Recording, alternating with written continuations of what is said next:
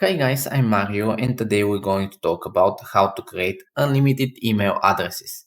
Check out the video description if you're interested in website hosting, marketing and other business related topics.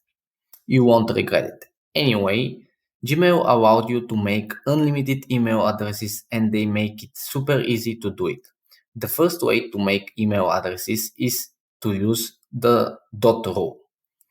So basically Gmail doesn't count dot. For example, m.christoph and mchristoph is the same address, email address.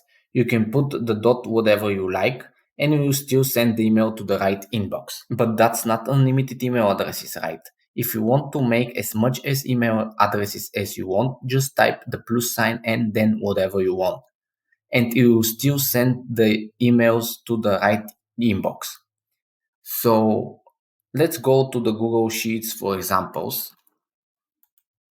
I call the rules dot rule and plus rule. Only I call them that. So here you can see they're all the same. You can use the trick to make registrations, for example, to marketing tools, and you want all of them to be filtered to a specific Gmail folder. Click the link at the top to see how to do that. If you liked this video, give it a like and subscribe to see more.